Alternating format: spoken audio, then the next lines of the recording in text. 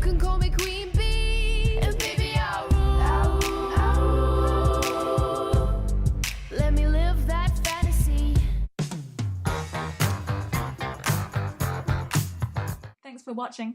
If you are watching this, you obviously know who I am, Lilybeth, owner and head makeup artist at Lilybeth, A Beautiful Education.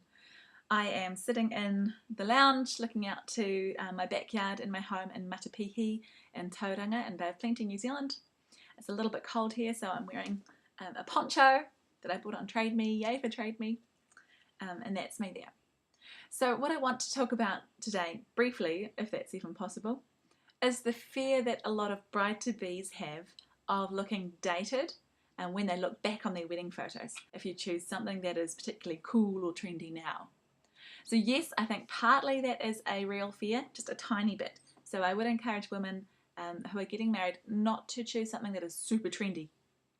That would be like a trend of the year, for example. You might choose a trend like smoky eyes that have been popular for a decade or two now, but choosing something really trendy that's completely of the moment.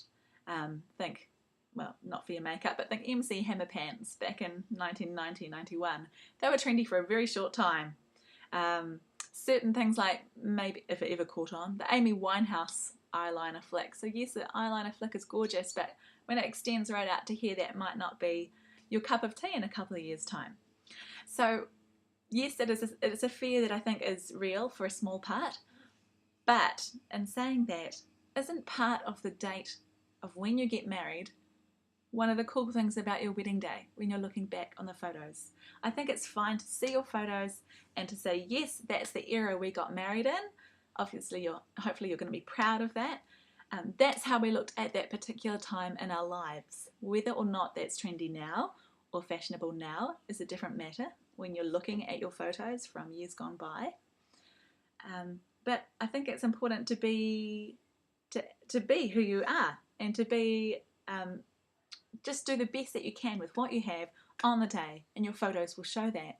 So even with women who have chosen something maybe 15 years ago, married in the late 90s, that they thought was quite classic and timeless then, there is always something that gives it away that they got married in 98, for example, which is 15 years ago this year.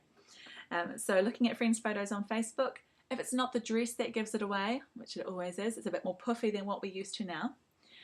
If it's not the dress, it's the boys' haircuts and their hairstyles, or the waistcoats, or something that gives it away that, you know, dates those photos, that puts a timestamp on their wedding photos.